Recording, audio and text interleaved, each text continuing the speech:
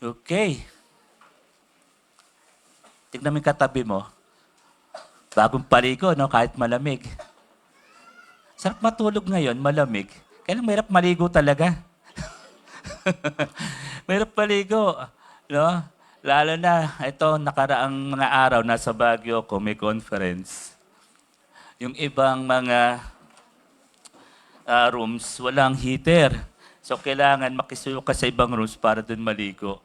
But still, the heat, no? Yung warmth na naroon ka kasama yung mga kapatid mo to listen for the Word of God, for empowerment, for strengthening, ay talagang ramdam na ramdam, nag-aapoy. Kaya ngayon, ito tayo lahat ay patuloy na narito for our series for the month of January, Gear Up to Reach the Lost Soul. Okay? No? Kailangan tayong mag-level up. Kailangan tayong magkaroon ng equipping para ang bawat isa sa atin ay talagang magkaroon ng conviction to reach out for those who need the grace, the mercy, and the love of Jesus. Kaya tignan mo yung katabi mo. No? Mararamdaman sa kanya yung pagmamahal ni Jesus. Kasi nga, Lord Jesus is with us and for us. Nasa atin ang ating Panginoong Jesus. Kaya every time kung nasaan ka man, anywhere kung nasaan ka man, nararamdaman ang ating Panginoong Jesus. Kasi nga po, gagamitin tayo mightily para sa Kanyang glory. Okay? So Luke 15. Tatapusin natin ang chapter 15 ngayon in verses 11 to 32. Alam niyo ba yung parable na tinakal ni Pastor June last week about the parable of the lost? Lost ano? Dalawang parables yun. Lost sheep and lost coin. Ngayon yung trilogy. Yung pagtatapos sa chapter 15 is the parable of the lost son. Or sinasabi natin, the prodigal son. Taas ang kamay na nakakaalam sa inyo ang kwentong ito. Taas ang kamay. Konti lang. Yung prodigal son. O sige, mga nagtaas ng kamay, kikwento mo ngayon sa akin. Alam nyo, ha? O sige, kwento, Kuya Lito, prodigal son. Harap ka sa kanila. Siguro ito, medyo nakakalimot na. Okay lang, yung natatandaan lang. Matagal na yan. Pero ang natatandaan ko kasi, siyempre may isang pamilya na to, lalo na doon sa bunsong anak, na hinahangad na yung kanyang mana. Siyempre, ang kultura ng mga Hudyo ng panahon na yon, kailangan na talagang ibigay yung mana na yon. So, pagkatapos nun, siyempre, walang magawa yung tatay. Binigyan yung mana. Oh, sandali, putulin ko. May nagkikwento rito. Subukan natin. Oh, ngay. Yung anak, anong sabi? Yung anak, hinihingi yung mana sa tatay. Oh, sige, next. Oh, next. Oh, hinihingi yung anak yung Oo mana sa nga, tatay. hinihingi ng anak yung mana niya. Tapos, ibinigay naman ng tatay. Ang nangyari, umalis yung anak. O nagpunta ng ibang lugar. Oo. Tapos, nagastos niya lahat yung mana niya. Oh, narinig ako rito eh. Parang may narinig ako rito eh. Sige nga. Ano yung huli mo? Nagastos po lahat ng mana. So yun po, ginastos niya po sa mga bisyo, sa sugal, yung mana po niya, hanggang sa wala na po siyang natirang pera, at may nakita po siya na babuyan, at doon po siya nagtrabaho, umabot po siya sa point na wala siyang makain, ultimo yung pagkain ng baboy ay kinain po niya. May nagkakwento po yata. Parang may narinig ako rito. Sunday school teacher to eh. No. Parang may narinig ako rito. No. Kinain na yung kinain na. Ang huling kwento, kinain niya na, naubos yung mana niya, nag-alaga siya ng baboy, kinain niya na pati pagkain ng baboy dahil sa gutom. O next. Wala na. Siyempre, yung pinaka Sunday school teacher. Ano?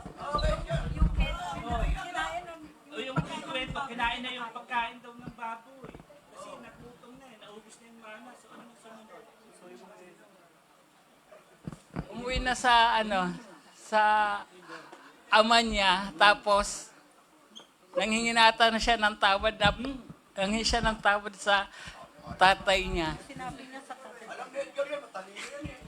Humingi ng tawad. Humingi ng tawad pag uwi niya. Tapos tinanggap naman ng ama. Ng ama. Ayan. O, Ninang Oda, immediate mo yung pagtanggap ng ama. Alam niyo ba si Ninang Oda, Sunday school teacher ko to.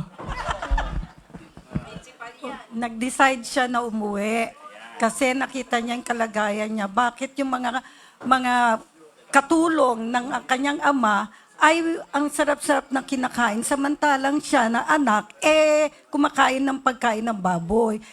Kaya umuwi siya sa kanyang ama. Pauwi pa niya, sabi niya, hingi siya ng tawad sa kanyang ama. Subalit, malayo pa lang siya, nakita na siya ng ama.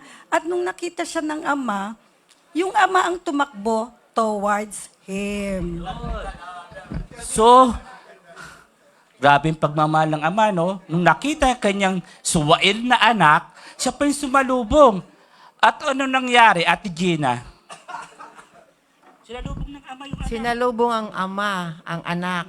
Binigyan ng singsing at saka yung robe. Na pinakamagandang robe, yung ang kanyang linagay sa kanyang anak.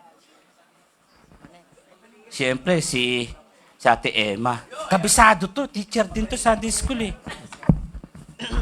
I think aside from the singsing and the robe, may sandals din. And then eto, nagpakatay pa siya ng guya na alaga nila para magkaroon ng feast. And then yung brother niya dumating galing sa bukid. Tapos pagdating ng brother niya, malayo pa, natanaw niya na may handaan sa kanila. Sabi, bakit may piging sa bahay namin? Eh, di yun na nga sabi, nung isang tauhan nila na dumating nga yung kapatid. So, nasaktan yung kapatid na naiwan sa tatay niya na bakit ganon? Ang tagal niyang naandito sa kapiling ng tatay niya, not even once, ay nabigyan siya ng party. Tapos itong kapatid kong umalis, ay pagbalik, binigyan pa ng party. So, parang ang feeling niya, unfair para sa kanya. Praise the Lord. Ang pinakamaganda ron sabi ng ama sa kanyang anak na panganay, ang kapatid mong nawala ay muling natagpuan, namatay at muling nabuhay. So thank you Kasi mahirap pag pinapabasa ko kayo parang walang conviction So maganda ganito, no? Nagkaroon tayo ng storytelling. Story ang tawag natin. At yun nga, nakita natin dito paano yung prodigal son ay talagang naging masamang anak, and yet makikita natin ang lahat ng ito in detailed sa ating pag-uusapan ngayon. So, ang ating goal, bakit natin pinag-uusapan ang Luke 15? To prepare the disciples to focus on leading their family, friends, and acquaintances to a saving relationship with the Lord. No? Maaring hindi ikaw yung prodigal son. Maaring hindi ikaw yung older brother. Maaring ikaw yung ama na for the longest time, may mga kamag-anak ka, may mga nire-reach out kang kaibigan, katrabaho, pero parang sila yung dalawang magkapatid. No?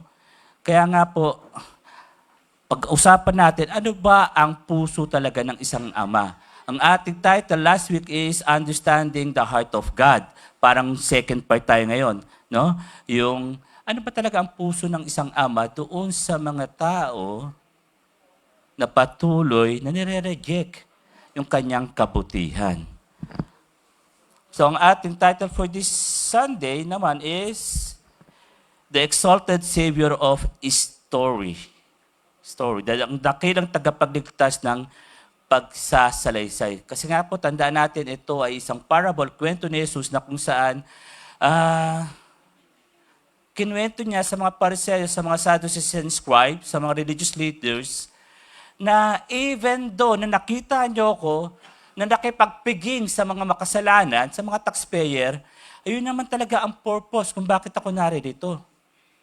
To reach out for them.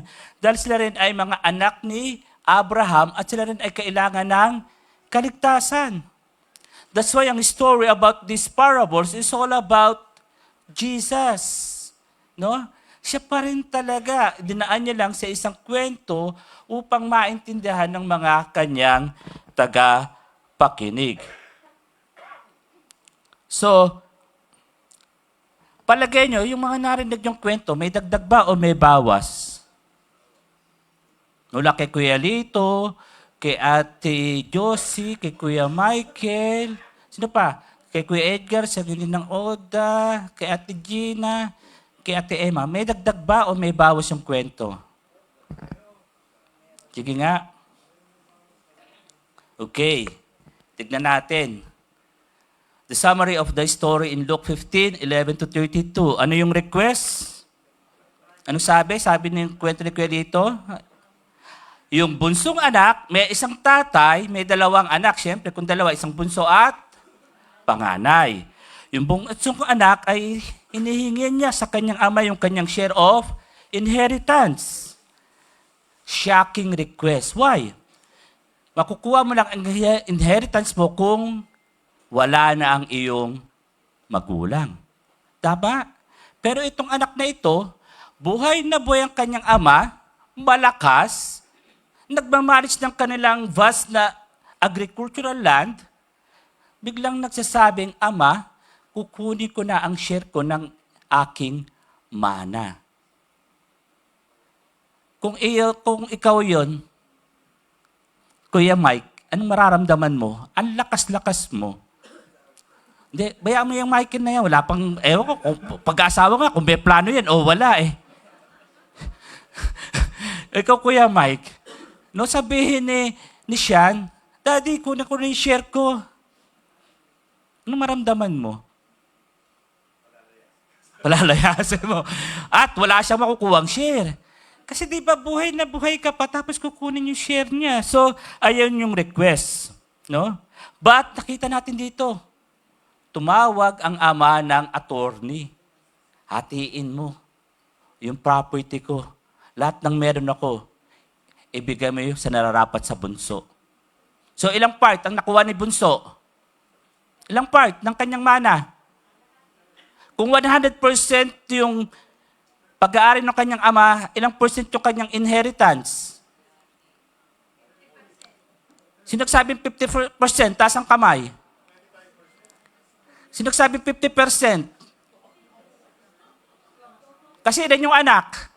O, ilang percent nakukuha ni bunso? Ilan? 1/3. Kasi double portion ang panganay. Hindi pwedeng 50%. Sa kultura nila, double portion ang panganay kasi pag namatay ang tatay, siya ang tatayong padre de pamilya. Okay? Kinukuha niya yung 35% ng kanyang inheritance. Kaya lang nagkaroon ng pagwawaldas. The ways, di ba? Sa nagpuntang anak sa malayong lugar at doon inubos niya ang kanyang mana in a reckless living. Walang patumangging paggastos. The problem is, ganito, nagkaroon ng tagutom at kawalan ng pag-asa doon sa lugar na napuntahan niya. Okay? At dumating sa time na siya ay wala na. At nangyari, he was forced to work saan? Pagpapakain ng swine, ng baboy. No? At ang totoo, kumain ba siya ng pagkain ng baboy o hindi? Hindi. Hindi siya kumain. Kino-contemplate niya, nagko-contemplate siya. Sa kanyang gutom, gusto niya kainin, and yet, minarapat niyang magutom kaysa kumain ng pagkain ng baboy. Okay? Tapos, yun pa, pwede naman mag-alaga ng goat, ng mga sheep. Bakit baboy? Sa kultura ng Hudyo, ang baboy ay unclean animal. Pertaining doon sa mga kausap ni Jesus nung kinakwento niya ito. No? Na kahit ikaw ay naroroon sa sitwasyon na iyon, hindi hadlang para magkaroon ka ng mga realization. Kaya nga ito, the realization, ano yung realization niya? No? He comes to his senses. At ang sabi niya ng Oda, naisip ng anak na ito na bunso, bakit yung mga servant ng aking ama sa aming tahanan, kumpleto ang pagkain. Eto ko ngayon, nagko-contemplate na dahil sa gutom ko, gusto ko na kainin itong mga pagkain ng baboy. Okay? So he decides to return home. At ang sabi niya, Ama, ako ay nagkasala sa langit, ako ay nagkasala sa iyo, ako ay lumalapit bilang iyong isang servant. Kasi ang habol niya is mapunuan yung kanyang appetite. Okay? So anong ginawa niya? Siya ay bumalik sa kanilang ama, sa kanyang ama. At alam niyo ba, itong amang ito, yung time na umalis ang kanyang anak, palagay ko, katulad nating mga ama rito, inaantay talaga natin ang kanyang pagbabalik. Siguro every night, every day. No? Itong tatay na to, kahit andun pa yung kanilang gate, malayo, dahil mayaman, andun doon siya sa azotea. Alam niyo yung azotea? Ano yung azotea? Terrace, di ba? Andun siya sa azotea. Ang layo ng tingin niya sa gate, hoping na one day, andun doon yung anak ko babalik. Mula nung umalis. At nagulat siya, malayo pa lang nakita niya ang kanyang anak. Anong ginawa ng ama? Anong ginawa ng ama? Sinalubong. Hinawakan yung kanyang damit para makatakbo siya ng maayos. Which is very unethical sa isang man, sa isang elder. Nahawakan mo yung damit mo, itatas mo gano'n kasi makikita yung hita mo. Kultura ng mga Hudyo. Hindi ka basta-basta tatakbo lalo kung ikaw ay may edad na. Bawal kang makitaan ng hita. Okay? So, tumakbo yung ama. Anong ginawa? Pagkakita sa anak. Anong ginawa? Niyakap. Inalikan. At anong sabi? Anong sabi ng di ba't wakbo? Niyakap. Inalikan. Anong sabi ng tatay? Amoy baboy. Totoo naman siyempre, di ba? Naranasan nyo na ba yung may makasabay kayo sa daan na nagde-deliver ng mga buhay na baboy para dadali sa palengke? Di ba talagang amoy na amoy? Ganon din yung tatay. Amoy baboy. Pero hindi. Sabi nung anak, nagkasala ako sa iyo. Tapos hindi pa siya tapos. Nagsalita na yung kanyang tatay. Mga servant, dala nyo ng robe, suotan ng singsing, at ng sandals. At yung pinatabang ano? Ano yung guya? May mani o wala? Goya. Meron pa ba ngayong goya? Wala na no? Chocolate? Meron pa. Yung papel yung kanyang tapos may Ay, alam niyo ba yung goya na yon, yung may papel? Doon ako sumasulat ng love letter sa girlfriend ko. Dahan-dahan yun, bubuksan ko para hindi mapunit. Tapos, doon ako, huwag niyo na tanongin kung sino. Basta bata pa ako doon, high school yata. So may idea na kayo kung kailan ako pinanganak. Basta Goya, tapos, di ba may brown tsaka parang yellow? May nuts tsaka plain. Doon ako susulat ng love letter, tapos lalagyan ko ng kanin para pandikit, dahil dikit ko ulit. No? So pinatabang guya, tapos anong sabi? Nagkaroon ng feast. So, dumating yung older brother, nagtampo. Sa tagal na ako ay kasama mo, itong anak mo, na nagwaldas ng iyong mana ay tinanggap mo. Ako ni isang kambing. Para sa akin mga kaibigan mag-celebrate, ni hindi mo ako binigyan. Sabi niya. Pero yung pinakamaganda sa istorya, yung kapatid mo na nawala ay muling nakita, namatay at muling natagpuan. So para maintindihan natin, ano ba talaga ang puso ng isang ama sa isang nawawala? Okay? Niyayakap niya ang mga nawawala. No? Hindi niya kinokondem, hindi niya pinagtatabuyan, kundi niyayakap niya. Sabi doon, para indicted, makita natin yung kwento, basahin natin. Sabi sa 11 to 20, Jesus continued, there was a man who had 2 sons. The younger one Said to his father, Father, give me my share of the estate. Ibig sabihin, talagang lahat ng merong ang ama, hinihingi niya yung kanyang share. So he divided his property between them. Not long after that, the younger son got together all he had. Dala-dala niya. Gaano kaya karami yon? Pero kagandahan nito, itong isa na ito, hindi to contractor, Kuya Mike. Legal. Ang dala-dala nito. Kung meron man ditong mga mali-malitang pera, legal. Okay? Set off for a distant country and there squandered his wealth in wild living. After he had spent everything, there was a severe famine in the whole country and he began to be in need. Yun nga, no? Nagpakasasa siya kasama yung mga kaibigan niya at nung nawalan siya, wala na rin yung kanyang mga kaibigan. Nangyayari noon, nangyayari ngayon. At marami maaari sa atin dito naka-experience ng ganun. During ng time na meron ka, sagana ka, dahil mong kaibigan, nung ikaw ay medyo hindi naman nangangailangan, kailangan mo ng someone to listen, no, sa iyong mga pain and suffering, parang walang oras sa iyo. Painful yon, no? Okay, so he went and hired himself out of a citizen of that country who sent him to his fields to feed pigs. Next. He longed to fill his stomach with the pods that the pigs were eating, but no one gave him anything. When he came to his senses, he said, how many of my father's hired servants have food to spare? And here I am starving to death. I will set out and go back to my father and say to him, Father, I have sinned against heaven and against you. I am no longer worthy to be called your son. Make me like one of your hired servants. So he got up and went to his father. But while we were still a long way off, his father saw him and was filled with compassion. Sipin mo, no?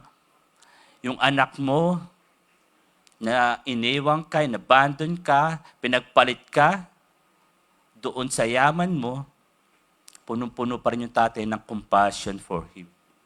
He ran to his son, threw his arms around him, and kissed him.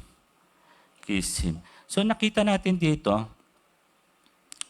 yung bunsong anak na nagdemand ng kanyang inheritance at ginastos sa mga walang kapuluhang bagay, ando doon pa rin yung kanyang ama sa lahat ng panahon. Nag-aantay sa kanya. Kaya alam na alam ng tatay, nung parating pa lang, malayo pa lang, sinalubong niya na eh. Kasi matagal na niyang inaantay na makabalik. Na makabalik. So, who we are? Tayong lahat ay katulad nung anak na bunso na ito. Mas gusto natin ang blessing kaysa sa presence of God sa buhay natin. Katulad nung bunsong ito, who wish his father dead. No? Parang sinasabi niya, I wish you were dead so that I can have your money.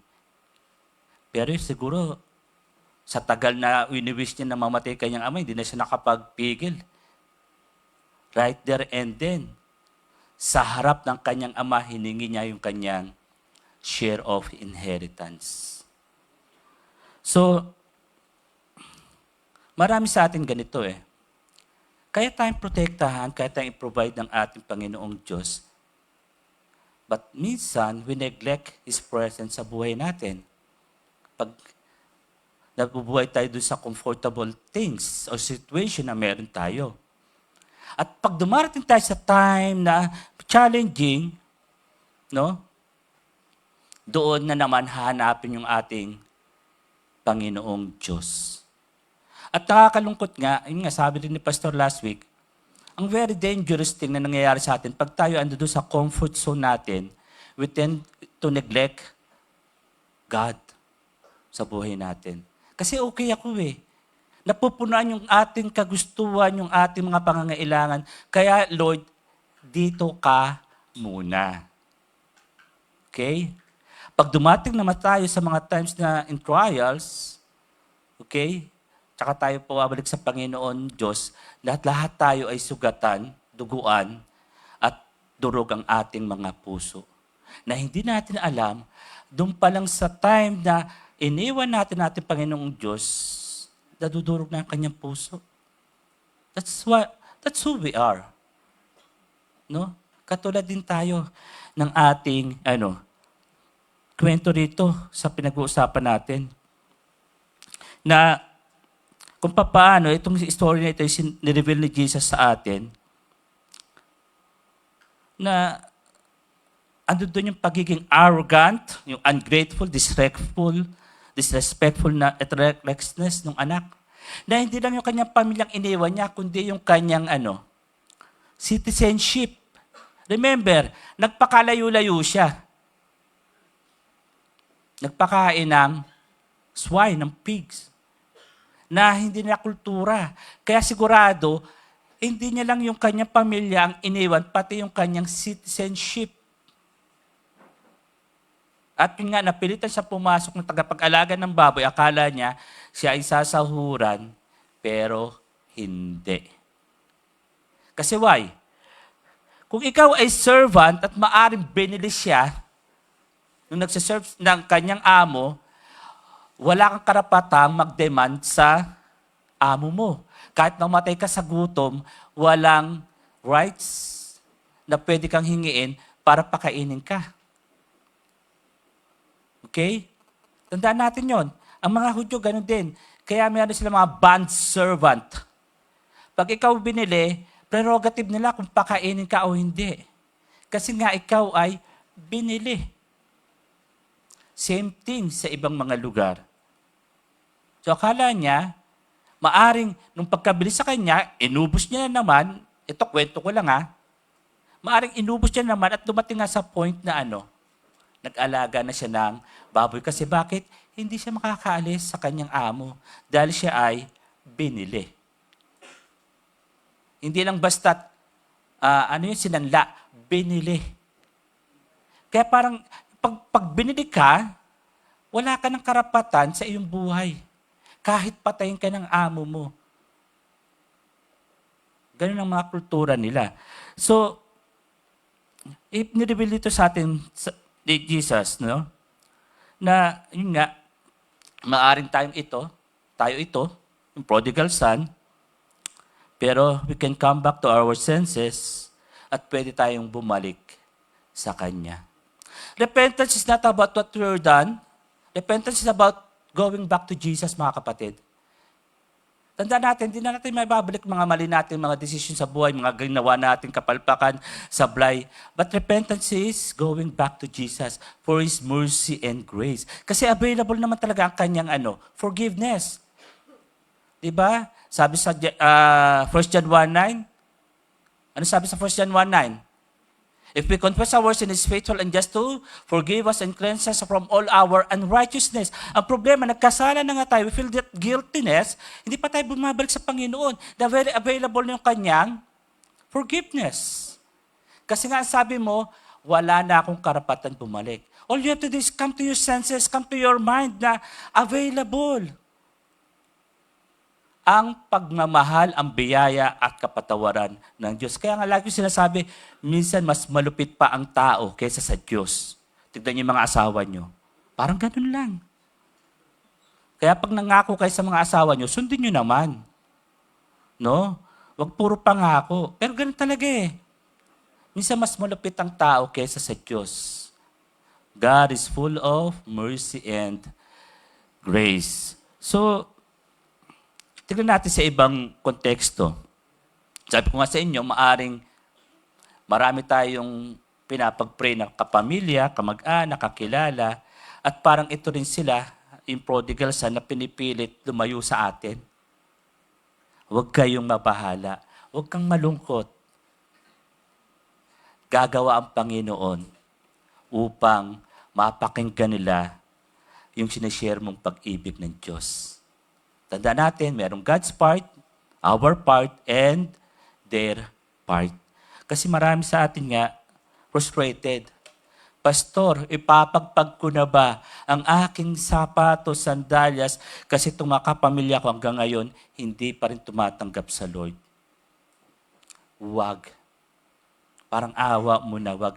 Lalo na kung kapamilya mo. At biglang nagdatingan yung kanyang kapamilya. Pastor, buti na lang, hindi ko sinunod yung gusto ko. Kasi nakakainis na eh. Pero nung dumating yung kanyang kapamilya, anong sabi niya? Buti na lang. At buti na lang at nakinig ka sa Lord, hindi sa akin. Kasi nang talagang gusto ng Panginoon eh. Every knee, every tribe, every nation will come to their senses and acknowledge Jesus as Lord and Savior. Lahat. Wala ng Hudyo, wala ng Gentile. That's why Abraham called the father of all nation, hindi lang the nation of Israel. Tandaan niyo mga kapatid.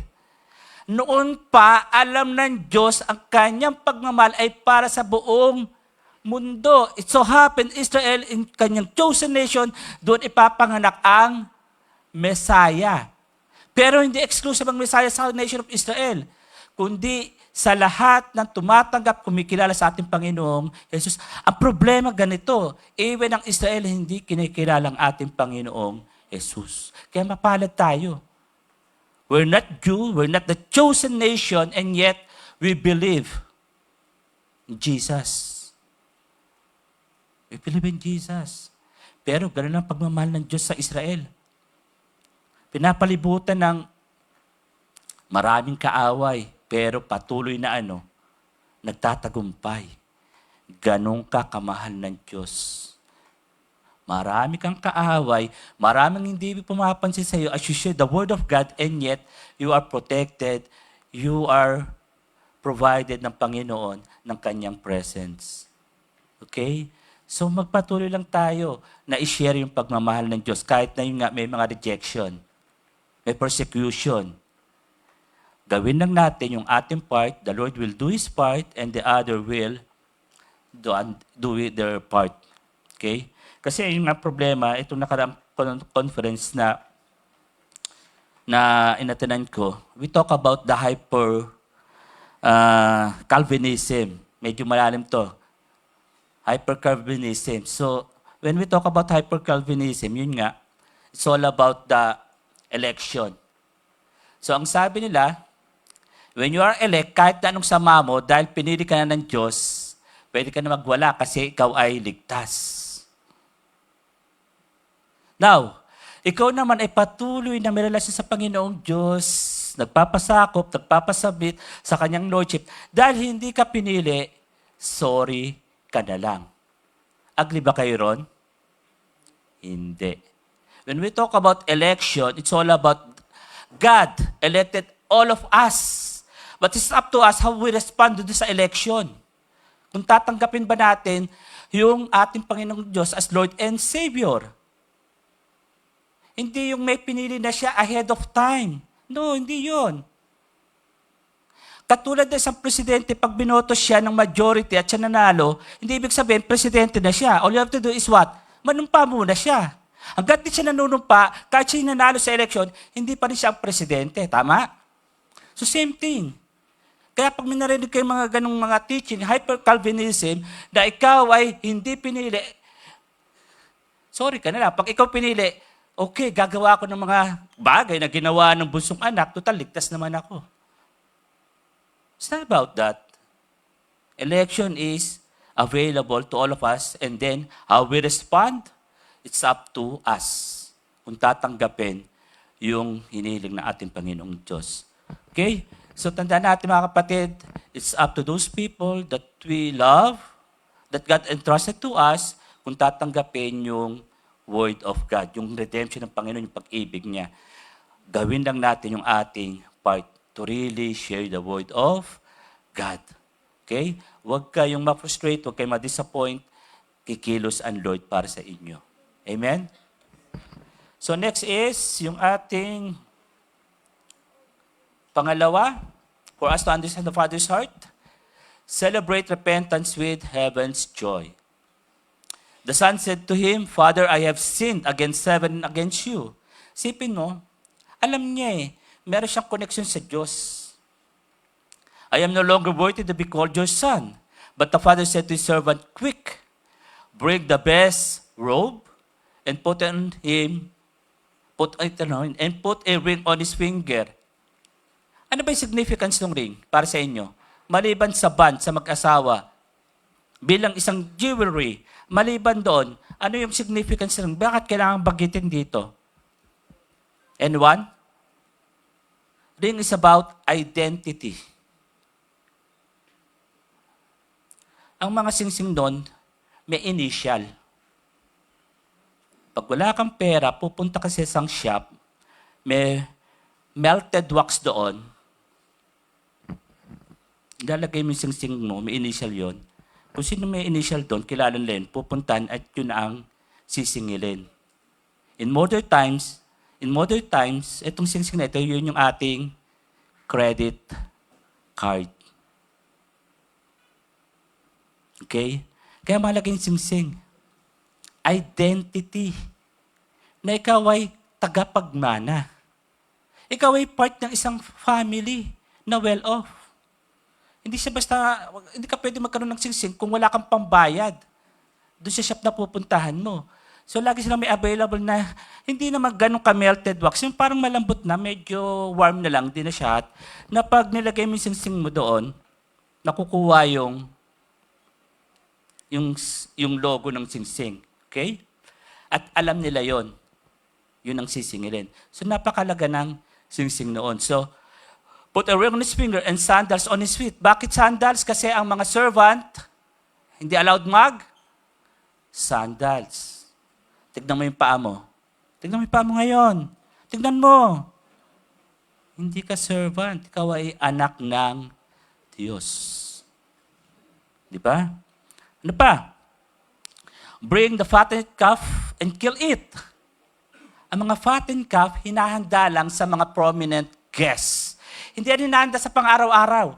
Talagang nagpapataba sila ng mga batang cow para pag may dumating na prominent guest, dahil nga mayaman tong angkan na ito, ayun ang kanilang gagawing steak.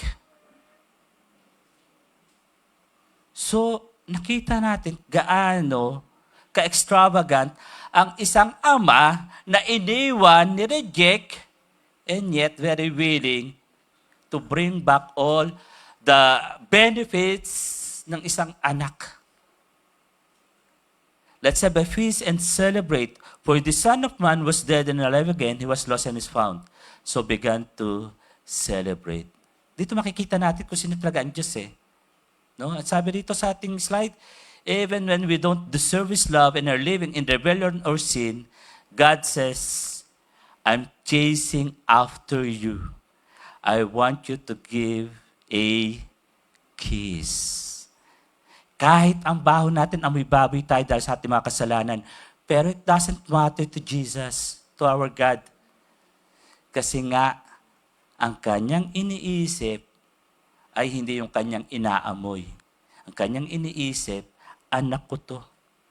Meron akong identity dito. Tatakbo ko. Sasalubungin ko siya. Hahalikan ko siya. Ang problema kay Arnold, lumalayo. Lumalapit na eh. Lumalayo pa because of his pride. Because of his rebellion.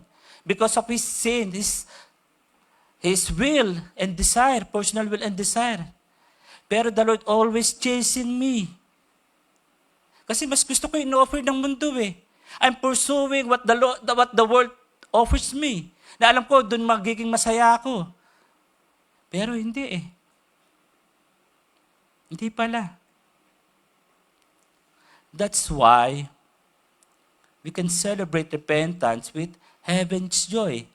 Isang kaluluwa, libo-libong anghel ang nagsasaya sa langit dahil nagkaroon ng realization na hindi ko kayang iligtas ang sarili ko, na hindi ko mahanap yung comfortable things in this world, only Jesus can offer. That's why the fullness of joy comes from the Lord. Yung satisfaction ng buhay, yung contentment na buhay, sa Panginoon lang. Kaya nga minsan kahit na meron na tayo, we're longing pa rin ng something na talagang magiging masaya yung puso natin. And then, something again and again, to the point na, ayun nangyari sa ating bansa. Hindi lang 1,000, mga kapatid. hindi lang million, billions of pesos para masatisfy sila. Nakakagigil, nakakagalit.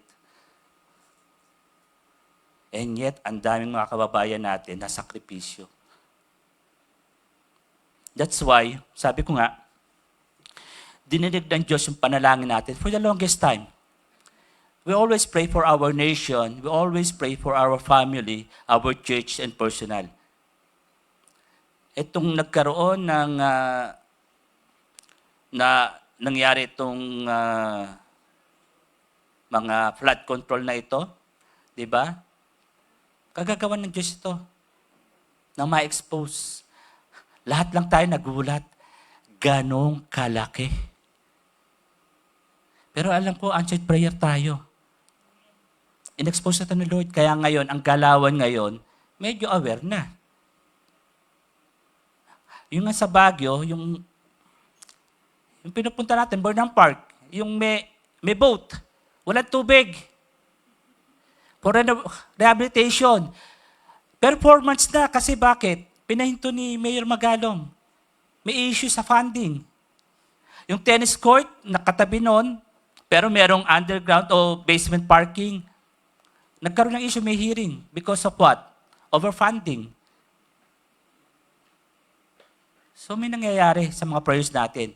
Although nakakagalit, nakakainis, kasumpa-sumpa, pero gising ang Diyos.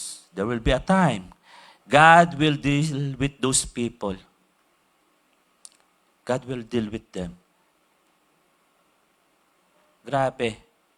Tapos yung dating, Ayon Hotel ba yun? Yung may issue? Dati palang pinalitan pala dahil binili. Ibang hotel pala. So nung nakikita ko, nasa SM ako, nanggigigil ako. Ewan ko, nanggigigil. Buti lang, mga pastor ang kasama ko. Yung bang gusto mong magmura, gusto mong magalit. Kasi sobra eh. Pero sabi ko sa mga pastor, pero as long na may nakikita kong Sunday school kids sa ating Sunday school department, hindi ako nawawalan ng pag-asa sa Pilipinas. Amen po ba? Hindi ako mawawalan ng pag-asa hanggat may mga Sunday schoolers tayo. They will become what? Our future leaders. At may pag-asa pa yung ating mga bansa. Panalangin natin.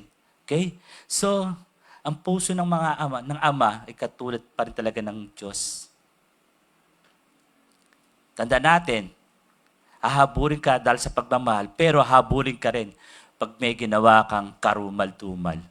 God is a God of love. He's also a God of justice. Tanda natin, mga kapatid, He will not allow na hindi magkaroon ng payment yung mga dapat na mangyari. That's why Jesus died on the cross to fulfill the payment ng kasalanan nating lahat. Pero mahal tayo ng Diyos. For God so loved the world. Pero kailangan ng magbayad. Without the shedding of the blood, sabi sa Hebrew, there will be no forgiveness. Kailangan may dumanak ng dugo. Okay? So third is, the Father's heart for the lost is to invite the faithful to join the mission. Ito naman yung anak. Meanwhile, the older son was in the field. When he came near the house, he heard music and dancing. Grabe, na may party. So he called one of the servants and asked him what was going on. Your brother has come, he replied, and your father has killed the fattened calf because he has back safe and sound. The older brother became angry and refused to go in, so his father went out and pleaded with him. Okay? But he answered his father, "Look, all these years I've been slaving for you." Itinurog niya sarili niya bilang slave ba siya o anak? Slave ba siya o anak? Sino nagsasalita na rito? Yung anak na panganay.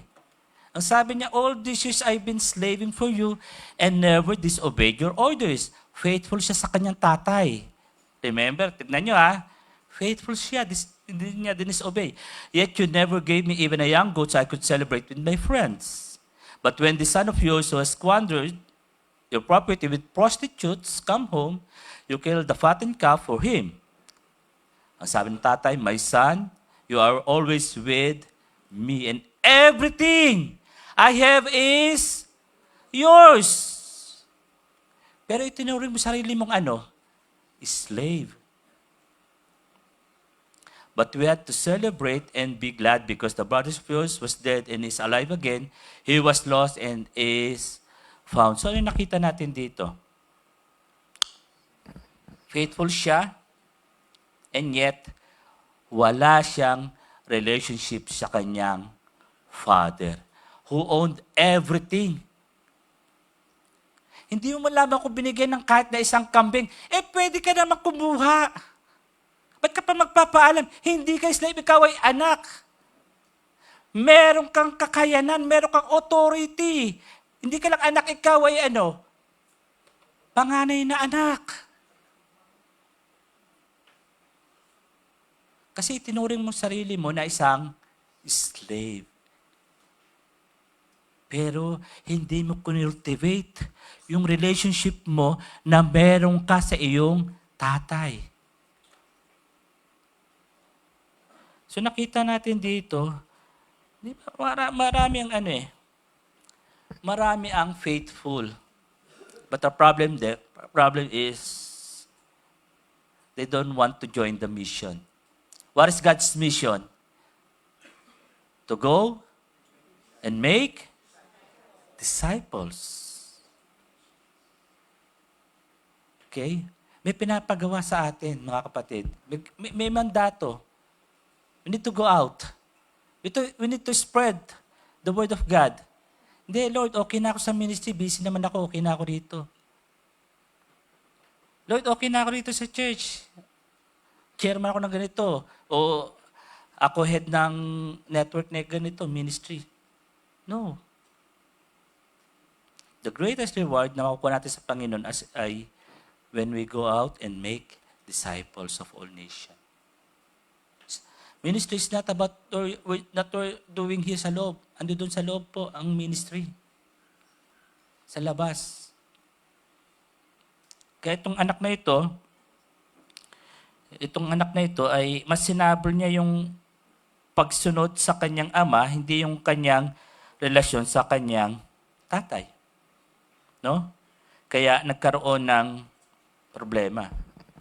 That's why, kaya na pinag-usapan natin who we are sa story, who God is now. Ito yung kasalanan. No? Ito yung kasalanan. Pero nagkasala yung anak na bunso at yung panganay. Yung anak na bunso, nagpakalayo-layo, wasted yung kanyang inheritance, pero nagkaroon ng realization. Babalik ako sa aking ama, ako'y nagkasala sa kanya at sa langit at hingi ng kapatawaran. Ang anak naman na panganay is, very good siya, obedient sa kanyang ama, pero malayo sa puso ng ama. Malayo siya. And yet, andito siya. Kasama ng kanyang ama. Very near and yet so far. So, lahat ng meron ng kanyang ama ay kaya niyang makuha, ino-obey niya lahat ng kanyang rules, pero yun nga, wala pa rin siyang way para ma-reconcile ang kanyang pagiging anak sa kanyang ama. So, ganito yung kasalanan di ba? Na ang gusto ng kaaway, maging busy tayo, hindi ka magkasala, maging busy ka lang para malayo ka sa ating Panginoong Diyos. No? Hindi kanya kasi alam mo naman yung kasalanan So ang gagawin ng kaaway, it will make you busy sa mga things na ginagawa mo, and yet yun nga, hindi na natin nade-develop yung ating quiet time with the Lord. Kaya darating yung panahon na para bang confused tayo, marami na tayong problema, doon na natin marirealize na, yes, I am lost but now found. Di ba? Kasi na-realize natin na kabisihan natin ay hindi makakapagbigay ng kaluguran sa Diyos. That's why meron tayong 21 days prayer and fasting. Magsisimula bukas, magtatapos sa February 1. Why do we have this prayer and fasting? Is to really reconcile our hearts, our minds, our thoughts sa puso ng Panginoong Jesus. Baka masyado tayong busy in pursuing the things of this world. So kailangan magkaroon ng gearing. Yung sabi ni Pastor na, ayun sa Tagalog? Granahe? Baka yung gear natin, nakaangat na ng gano'n, kaya umaanda rin sa Panginoong Diyos sa atin, stack up, stay, kasi di naka-engage. So we need to engage with God's gear for us na magamit mightily this year. No? Kung nasaan yung paa mo, ay yung mission field mo. Nasa negosyo ka, yun ang mission field mo. Nasa community ka, yun ang mission field mo. Kung nasa work ka, marketplace, yun ang mission field mo. Nasa campus kayo, mga youth, yun ang inyong mission field. Okay? So makita natin dito, we need to invite all of you to join the mission of Jesus. Kasi hindi po kaya ng mga leaders nyo, hindi po kaya ng kapastoran na kami lang po ang mag-reach out. Kasi yung mga nasa circle of influence nyo, kayo lang po ang pwedeng makapag-reach out. So lahat tayo, we need to be gear up para makapag-win sa Panginoon. At yun nga po, sa pagtatapos, sabi dito, the number one contributor to spiritual growth is not sermon na ginagawa ko ngayon, sa about books, kung binabasa mo lang without living it out, or a small group, na nandun ka sa small group, and yet, hindi mo rin nililive out yung pinag-usapan doon, the number one contributor to spiritual growth is difficult circumstances. Talagang minsan the Lord will allow. Hindi niya ginugusto, okay? He will allow you na dumaan sa mga challenges para magkaroon ka ng realization and honesty and action na bunga ng iyong suffering. Na bunga ng iyong mga setbacks and challenges of life. So many people could point to those moments as the greatest moment of spiritual revival or awakening. Pero wag niyo nang antayin, mga kapatid, wag natin antayin tayo dumaan sa mga pagsubok na iyon. Na magiging sugatan tayo, magiging duguan tayo. No? Be one with the heartbeat of Jesus. So, ang challenge ko lang is ganito sa inyong lahat. Medyo harsh itong mapapakinggan nyo sa akin. No? Medyo harsh itong mapapakinggan nyo sa akin, but it's not about me. Inimpress lang sa akin ni Holy Spirit. Parang sabi ko nga, paano ko ito sasabihin na alam ko all of us ay tatamaan. Narinig ko lang ito kay Pastor Ed Lapis eh. Can you go home? Can you go home as a better person na galing ka sa inuman? Nasusuray-suray ka, even yung mga puno at poste tatamaan mo. Can you go as a better person galing ka sa sugal, manalo at hindi, na pag-uwi mo, ay isa kang mabuting tao. Mga kids, mga youth, can you go home as a better son or daughter or student kung nagkakating class ka? Diba? Napaka-toxic kung bakit ang bahay ay magulo. Kasi may pinapasok kang pollutant. Even sa hospital, di ba, Doc? Pag sa ICU, you need to wear a robe. You need to wear anong tawag doon? Head cap? Yung kailangan mo maghugas, mag-disinfect, pagpapasok ka sa ICU. Kasi nilinis yun eh. Baka may bakterya kang dala. And our home is more than an ICU. It is our dwelling place. It is our sanctuary. Tapos uuwi ka from those places na may dala kang pollutant. That's why ang gulo ng bahay. Tapos, yun nga,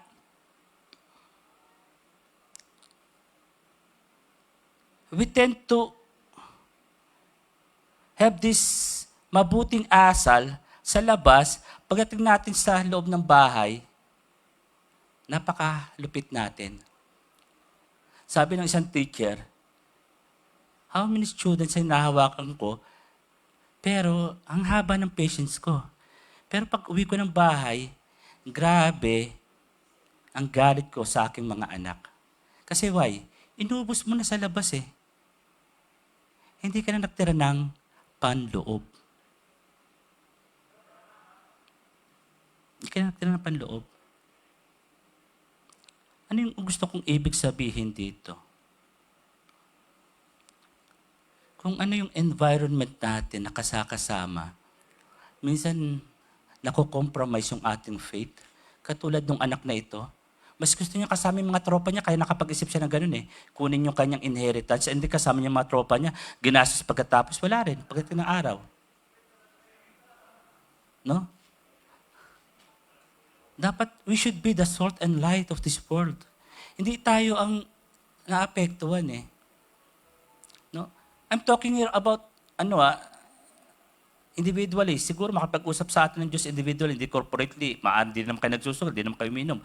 Pero ano yung mga bagay na maaaring pollutant na dala-dala mo sa loob ng inyong bahay? Na pwedeng maka-apekto sa relationship doon sa loob. Na we have this lot of patience and care for those who are outside, and yet doon sa loob ng bahay, nagiging malupit tayo. Kaya, iniisip ko nga ito, and yet, pwede naman tayong bumalik sa Lord. No? Kagandahan, we can have this chance eh. Para yung mga pollutant na yun, may katumbas din naman yan, lalo na kakapangyarihan ng Diyos. All we have to do is what? To really ask the Lord for forgiveness. Mag-repent tayo. And let the Lord deal with those things na meron tayo sa ating mga buhay for us to be an effective what? Sharers of His Word. Kasi unless na ma-deal natin yung mga pollutant ito sa ating puso, sa ating isip, hindi tayo magiging effective disciple maker. Never. That's why Matthew 28, 18 to 20, for us na marating ito, kailangan mo na nating maintindihan yung loving God, loving people. Okay? Kasi paano tayo magdi-disciple kung mahal natin ng Diyos, pero meron tayong distinction when it comes sa pagmamahal sa tao. Now, paano tayo magmamahal sa tao unconditionally kung wala sa atin yung Galatians 5:22 to 23, yung fruit of the Holy Spirit? We need to cultivate that fruit of the Holy Spirit in us for us to love God and love those people. At pag nangyari yon, we can have this great commission to go and make disciples of Jesus. Yun ang problema, sabi ko nga, yung aming meeting ng mga pastor. Yun ang problema, alam natin yung Great Commission, but the thing is, sa pagmamahal ng tao, subjective tayo. Kasi baka tayo subjective because hindi natin na-develop yung fruit of the Holy Spirit in us. So, balik tayo sa basic. Ano yung basic? To really have this quiet time with the Lord. Kasi fruit of the Holy Spirit comes from Him, hindi naman sa atin eh. Na Lord, tulungan mo ako mapagmahal, mapagpasensya, magkaroon ng self-control, magkaroon ng faith, great faith in you, for me to love you and to love those people na hindi naman kaibig-ibig, para magawa ko itong sinasabi mong Great Commission to go and make disciple of all nation. So, ang mangyayari, always go back to ourselves, assess ourselves. Kaya nga po yung prayer and fasting is all about us and Jesus. So, I'm encouraging one of you to join us talaga. We will setting this spiritual atmosphere in our church, in our family, community, for us na talagang magamit ni Lord mightily. At naniniwala ako, dahil doon, mangyayari yung kalooban ng Diyos, hindi lang sa pamilya natin, sa negosyo natin, kundi higit lahat sa ating bansa. Sabi ko nga sa inyo, mas kaya ako nanggigigil, nagagalit. Pero, hanggang doon lang ang kaya ko. Pero alam ko makapangyarihan ang Diyos. Tayo tayong lahat and let's pray. Alam na natin itong kwento na ito ng prodigal son. Pero yun nga, ang sabi nila, itong prodigal son na matatagpuan lang sa Luke, wala doon sa other gospel. Ito yung kwento, ito yung parable na napakaraming wisdom, napakaraming insight, na habang binabasa at babalik-balikan mo, iba-ibang insight according doon sa situation na nangyayari. At totoo nga naman, makapangyarihan ng salita ng Diyos. Pero hindi mangyayari yon unless that we have this time of quiet time na makikita natin, babasahin natin sa liksikin natin salita ng Diyos para yun nga, kahit na may mga challenges tayo sa ating mga damdamin nangyayari sa ating mundo sa paligid, ay alam natin na doon pa rin yung control ng Holy Spirit sa atin. Para hindi tayo magkasala. Hindi tayo magkasala. So always find time to really explore, meditate the Word of God day and night at makikita nyo, yes, hindi pa rin mawawala yung galit mo and yet, hindi ka magkakasala dahil sa iyong galit. Okay, let's us pray. Lord, maraming pong salamat sa umagang ito. Muli, O Lord, nagsalita ka sa amin sa pamamagitan ng isang kwento, parable, na kung saan sa maraming panahon, O Lord, matagal na panahon, alam na namin to and yet, O God, as we meditate, as we seek your word, patuloy ka nagsasalita accordingly, Panginoon, sa mga panahon ngayon. Kaya Lord, bantay mo ang aming puso, O God, na makita mo ang puso namin ay katulad ng isang puso ng isang ama sa kwentong ito, na talagang puso mo naman to, Lord. We want to exalt you, our Savior, dahil ikaw ang sentro ng kwentong ito. At makita namin sa pamamagitan ng Ama na you are very willing, O Lord, to accept us kahit na kami ay nag-reject sa iyo, inabandon ka namin because we pursue those things na alam namin na ay magiging masaya kami and yet babalik kami sa iyo. Dahil ang contentment namin ay wala doon sa mga things na iyon kundi sa iyo aming Diyos. Kaya po Lord, maraming po salamat sa mga salita mo. Let this word of yours, O Lord, be a light into our path and a lamp unto our feet, O God. Upang nang sa ganon, hindi kami madayo ng kaaway, na patuloy kaming lalakad sa journey na inilaan mo sa amin at makita namin itong journey na ito ay full of joy. Dahil kasama ka namin, kasama namin ang mga mahal sa buhay, kasama namin, Panginoon, ang mga taong pinagkatiwala mo na ang bawat isa ay magiging tagasunod mo, a disciple who will make disciple that they equip disciples. At alam namin, Lord, mangyayari iyon. Patuloy kami na magmamahal sa iyo. Maraming po salamat, O Lord, sa umagang ito at patuloy, Lord, tinatas ka namin sa aming mga buhay at patuloy, O God, kakapit kami sa iyo dahil ikaw lamang ang Diyos na tunay na makapangyarihan sa lahat. We love you, Lord, and thank you for loving us first. In Jesus' mighty name we pray. Amen and amen. Kaya po tayo mapo.